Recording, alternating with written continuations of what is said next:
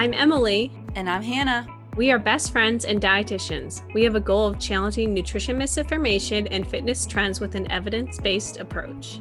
Each episode, we will dish up our thoughts about the latest facts on a popular health-related topic. We're the Up-Beet Dietitians.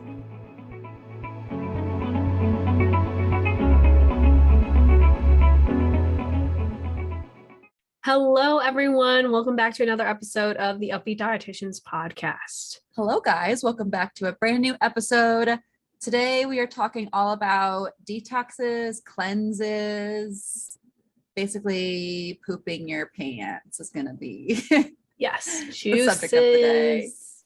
Stuff like that. It's great.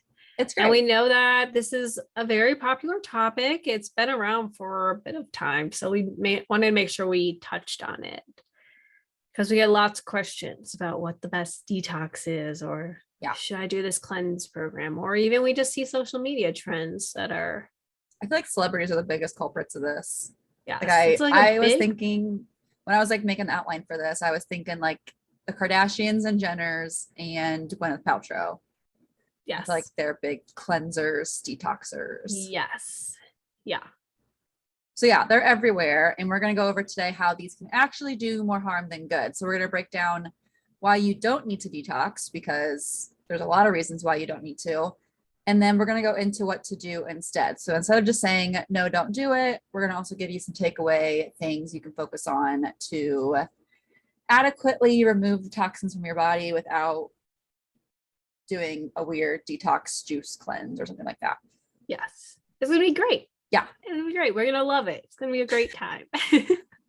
So let's start off right off the bat. So a common theme of what we talked about in previous episodes, but let's just hammer it out right now with these cleanse detox programs is any type of, or any time really a program calls for cutting out food groups, specifically like sugar and carbs, oftentimes get hit with these detox program. It sets you up for that binge style eating restriction pattern. So oftentimes we'll take out a food group where our body starts to crave it so much more. Oftentimes also if it's a sugar or carb in general food group, our body runs on carbs primarily. So we're going to feel extremely fatigued. We're going to have very strong cravings for carbs or sugar.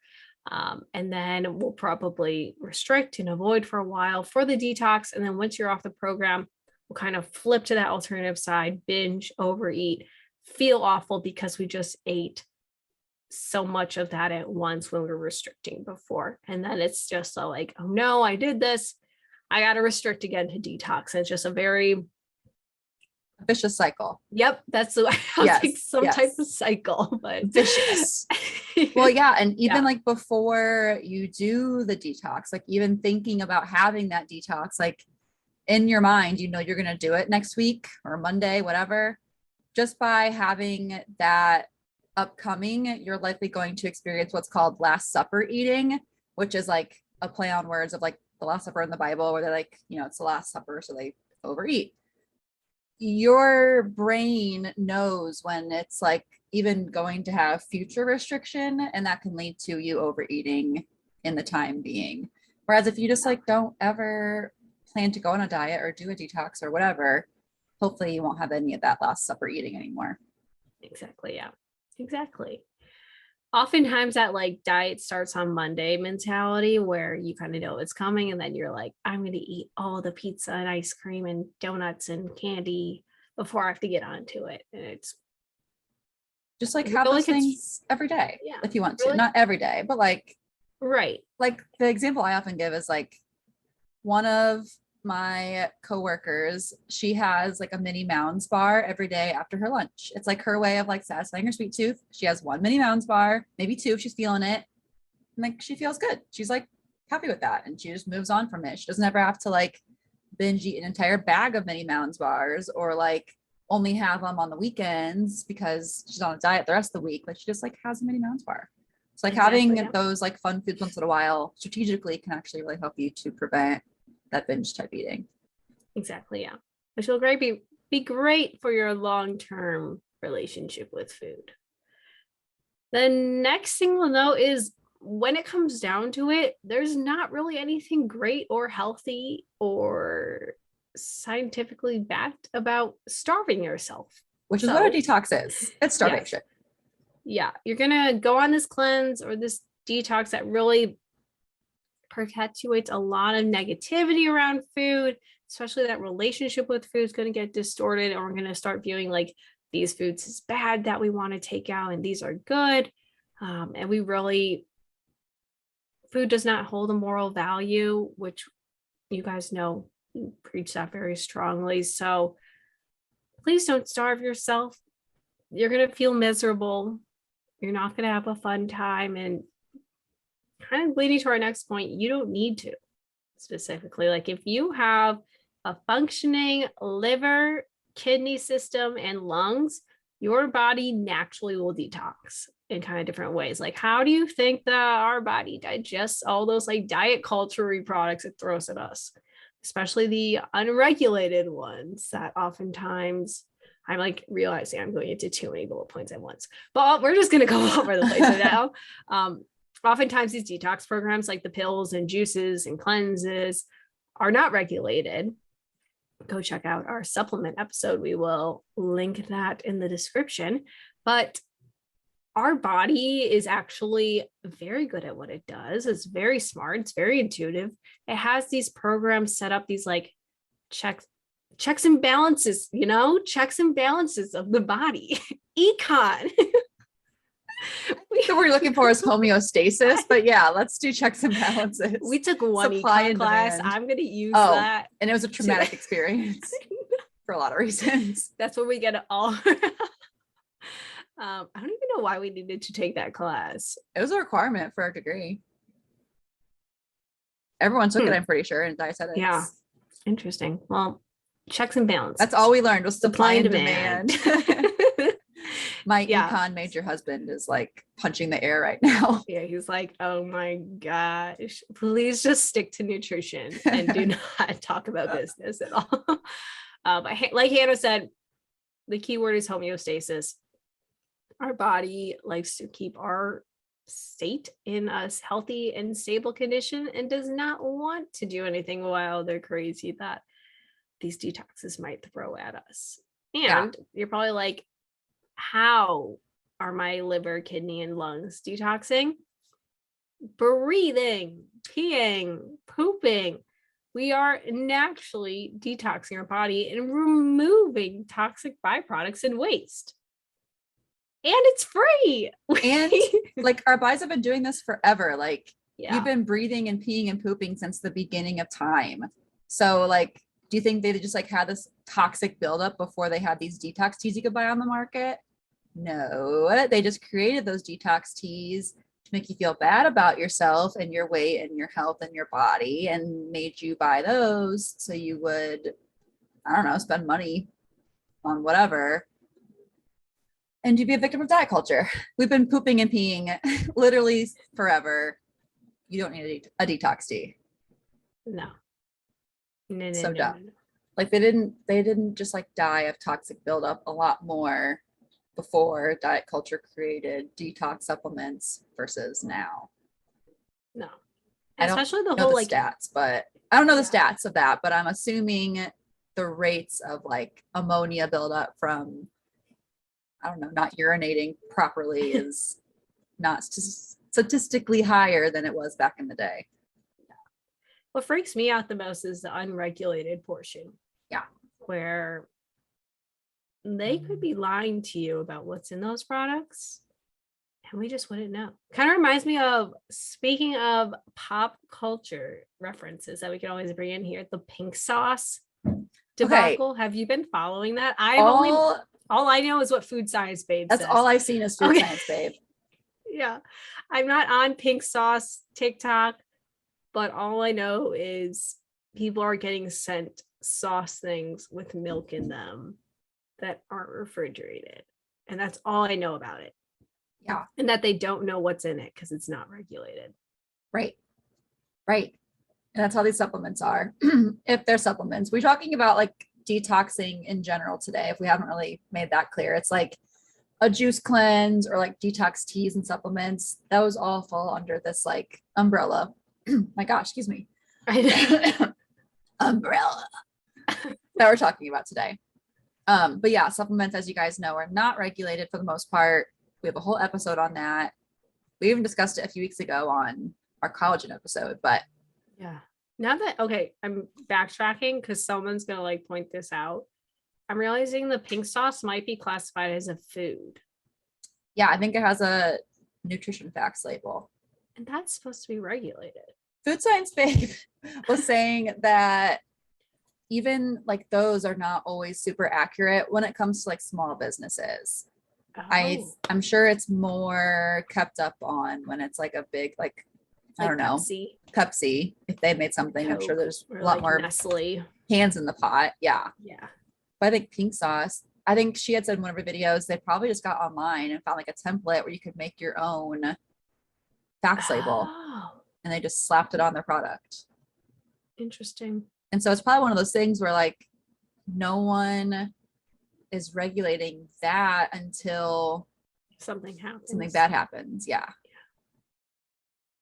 Yeah. It's spooky, scary. If we were those crazy conspiracy theorists, we would say that America's trying to kill us with our food. And they put the pink sauce lady behind. The pink sauce.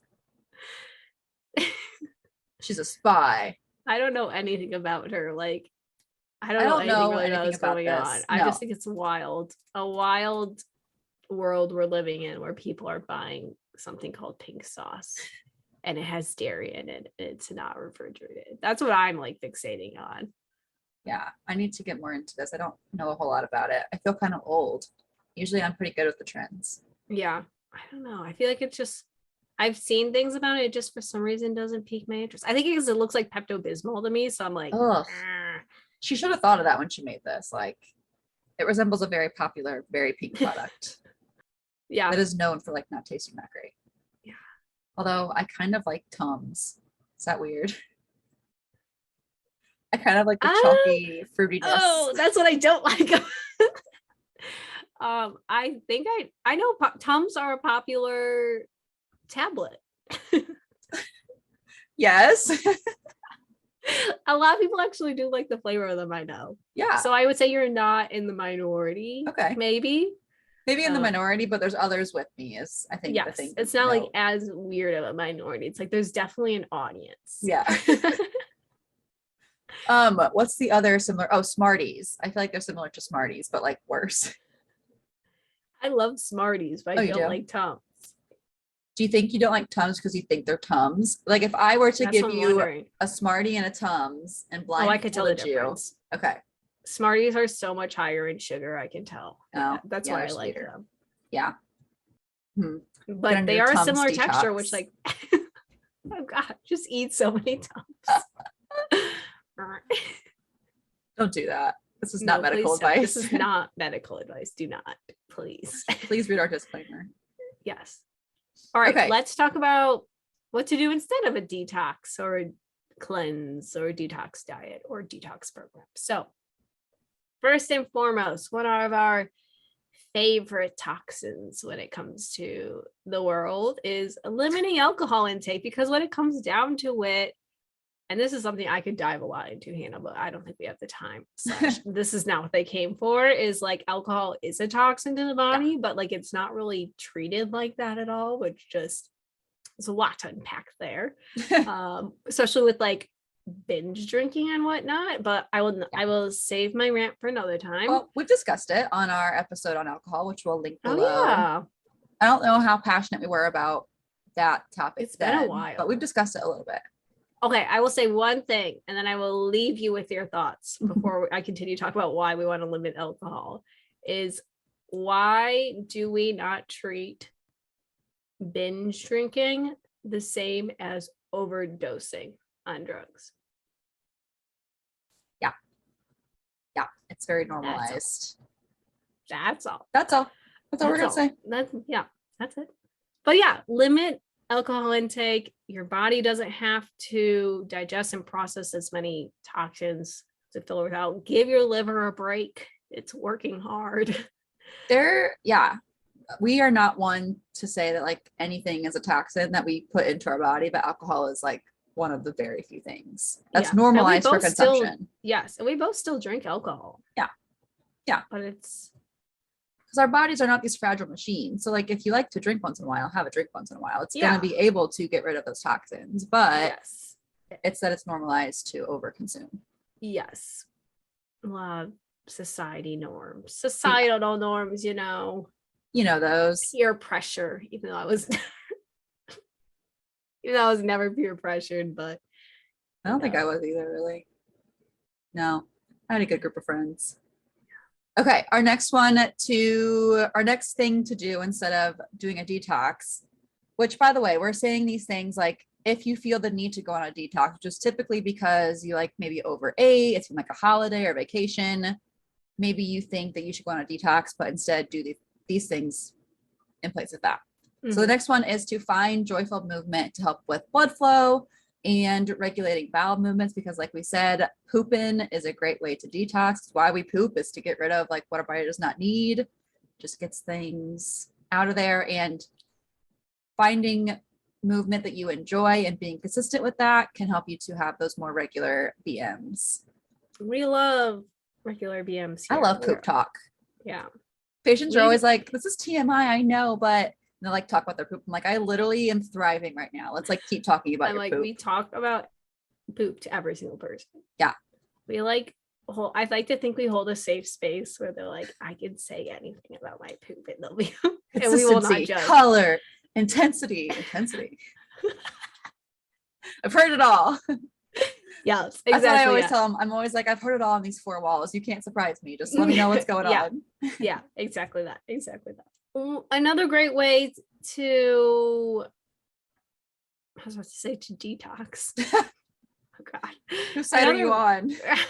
I don't know. I thought I was to give like a social media detox with this one, but this is just in general, maybe like a diet culture detox type spin to it, is getting rid of the guilt. Overeating is going to happen, and stressing about it is actually worse than the food itself that you are eating. I promise you that. Stress affects so much, and unfortunately, so many people stress about their dietary habits when there are a lot bigger issues in the world. So it's going to happen.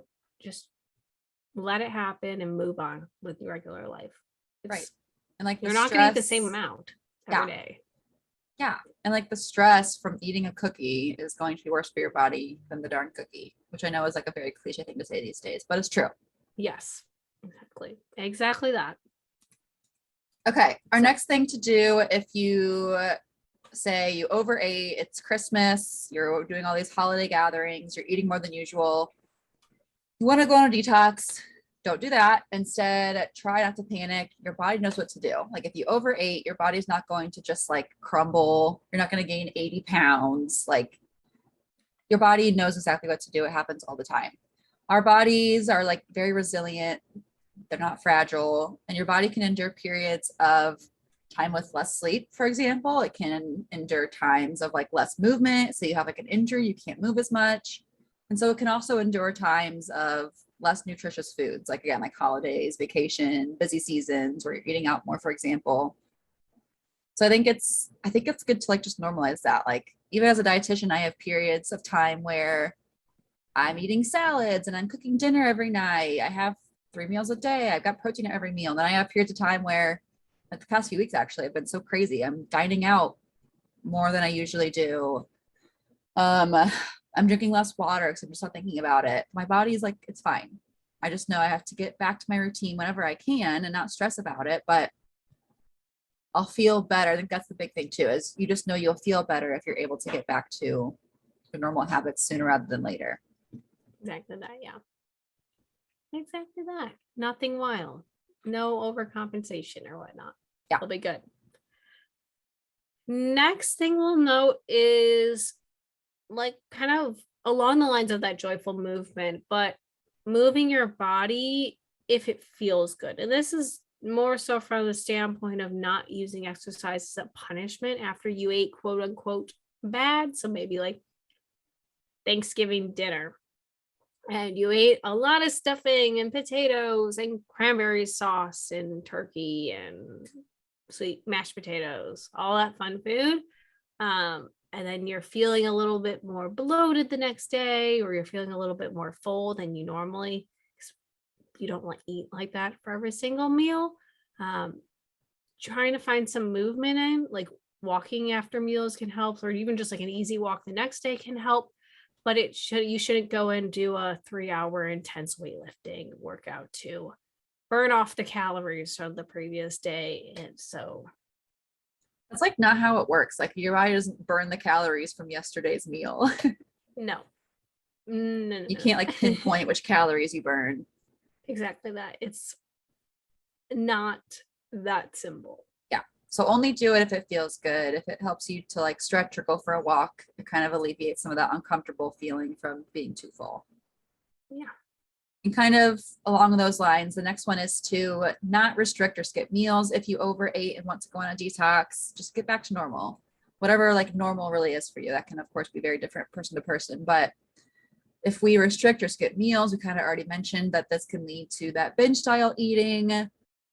I had a patient today, for example, who was like, I skip lunch every day because if I eat less lunch, I'll lose weight faster. And I'm like, how does the evening go for you? And they're like, I binge eat every night. I had like 6 sausages last night and I was still hungry. Like, yeah, let's try to get some lunch in there. Skipping meals never pays off the way you think it will. No, it's also not sustainable. Yeah, exactly. The last one we'll note is going back to your usual self-care habits, like honoring your hunger cues and feeling your fullness, which we always preach. It's good to get back into that routine because you know what works for you. Your body will know what's kind of quote unquote normal, for you at least. But like going back and doing like grocery shopping like you normally would, or planning for meals, or incorporating that fun, joyful movement and prioritizing the sleep, kind of good, solid habits from all aspects of health that will work, but making sure that we're not doing anything wild or crazy to overcompensate with it, just kind of getting back into what was working for you before. Yeah.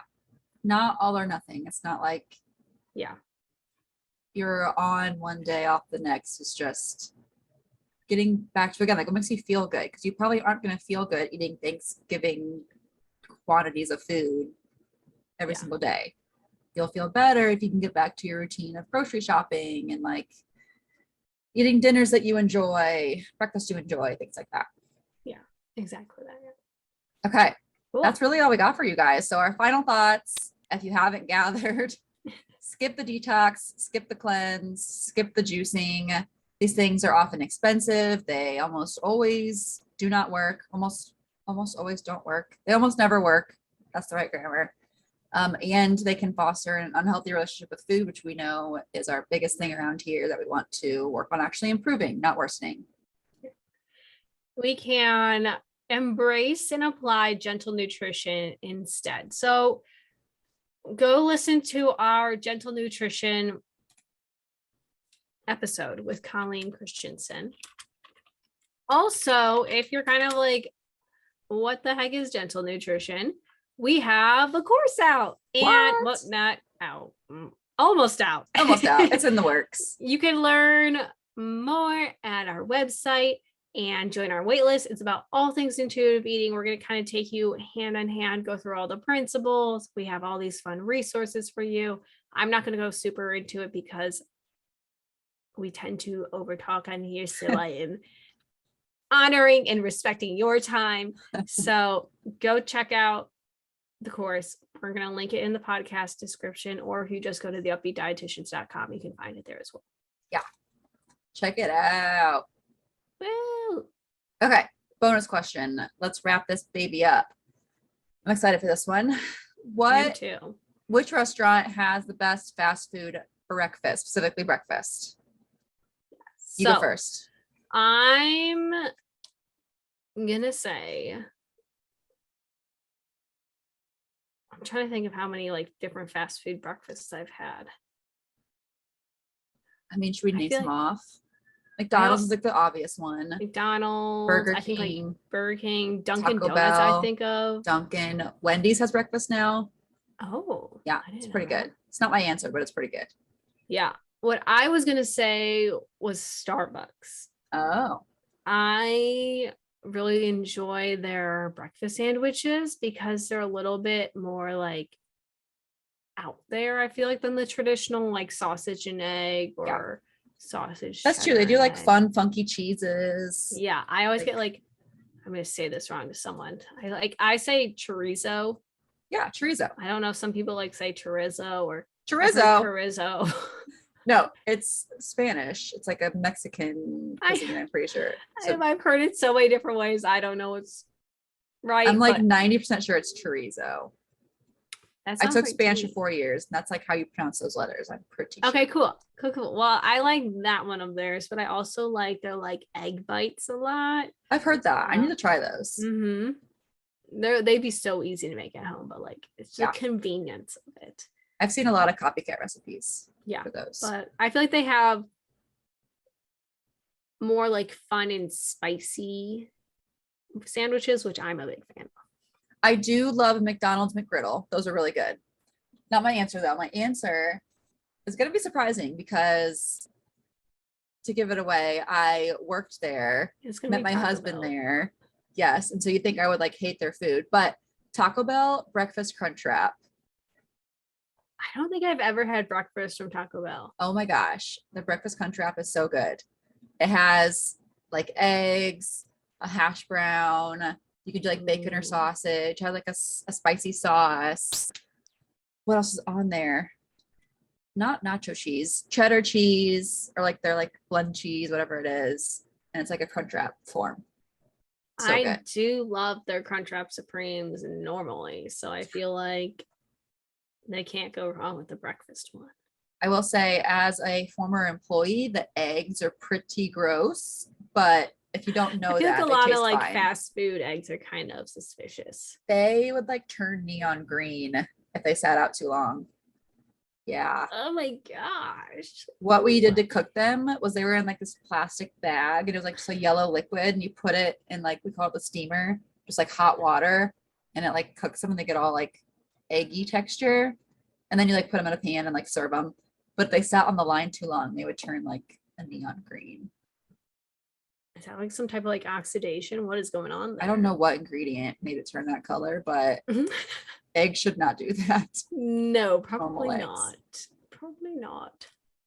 But would I call that a toxin that you should do a detox cleanse if you have it? No. Your body's fine if you have some bright green eggs. It's fine. Yeah. It's fine.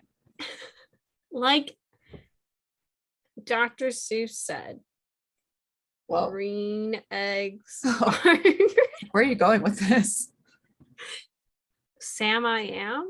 I don't Green eggs know. and ham? There we go. Oh boy. Maybe Taco Bell was just inspired by Dr. Seuss. It's a party trick, actually.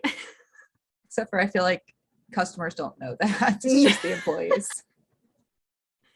Yeah. Yeah. Scary. But I'll still eat them. They're great. You gotta have a breakfast that's crunch not going to deter me. No.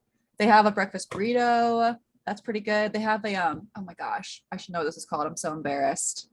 It has pico and sour cream on it. Oh my gosh, Ross would know. It's one of the breakfast burritos. It's so good. So good. I'm gonna have to check out Taco Bell breakfast. You should. Have you had their Cinnabon Delights? Yes. I Get those too. Those are good. Those are good. I will say their coffee's trash. I used to like try to choke that down when I worked there. It's not good. People aren't going there for the coffee. No. Going for the Baja Blast. You gotta try Wendy's. Yeah, the Baja Blast is so good, which they have in like a diet version now, which I love. So I just don't feel good if I have like regular soda. What was I gonna say? Oh, have you had Wendy's breakfast? I have not. It's pretty good. They have a breakfast baconator. Ooh, that sounds so good. Yeah. And they have like a chicken biscuit thing. It's really good too. Ooh, I love anything like chicken biscuit. Chicken waffles, chicken biscuits. Yeah. Yes.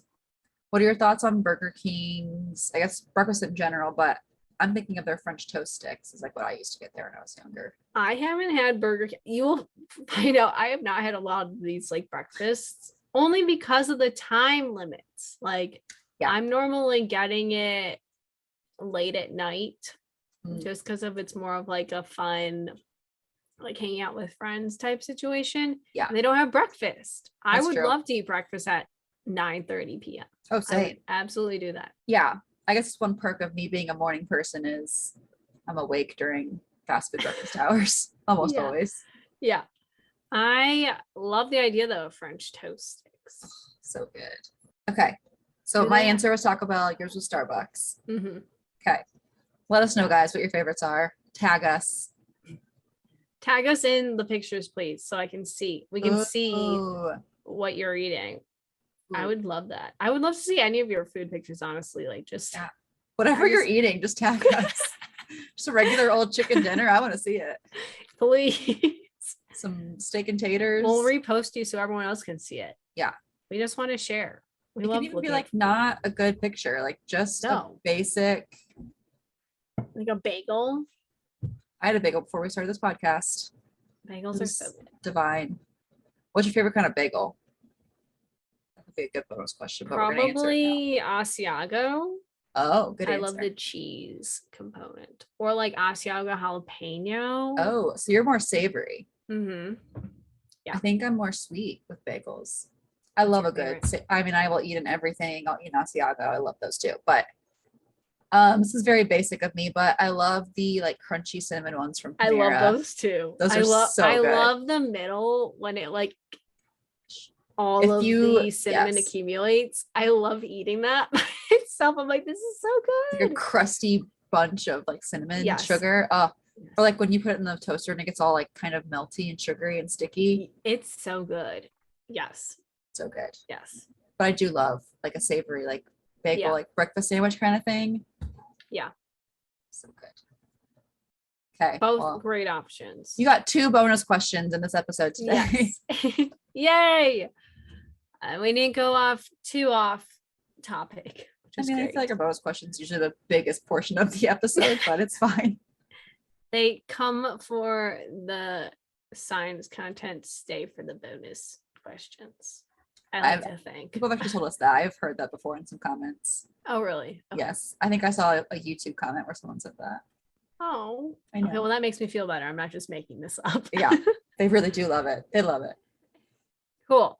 So I was going to say, we will post this on Wednesday. We will post They don't need to know that. They don't. I was going to say we'll post this episode next Wednesday. They don't need to know that. It's just coming out on a Wednesday. You'll see it when you see it. They're not listening live. Yeah. Thank you for listening to today's episode. We hope you enjoyed us talking about detoxing and whatnot. I'm sure there's other detox products and whatnot we have not touched on. We could probably do a whole episode on one. I was thinking about like, what if we did a whole episode on pink sauce? That would be cool. We should. Yeah, like that'd be fun. I think we've got like an Arbonne review coming up or Shakeology, one of those guys. Oh yeah. So that'll be good. Yeah. That'll be good. But as always, let us know what else you want us to talk about. Yes. Via social media, comments or DMs or email.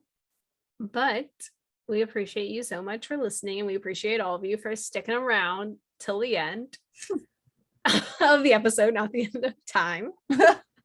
Hopefully you do that too. We'll be here just talking about nutrition probably.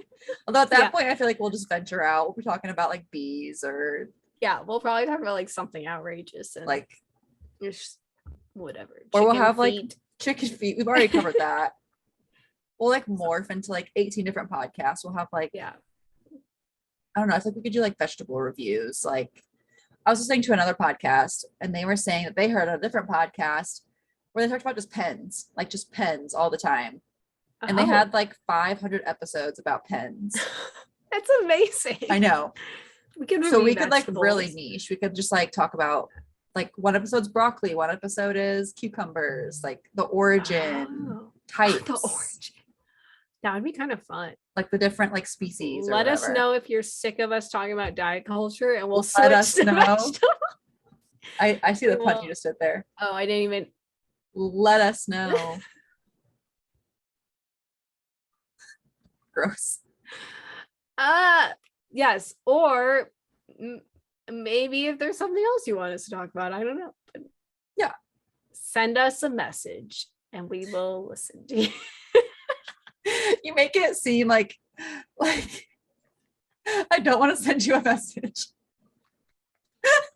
Send Hannah a message if I freak you Send out. us a message.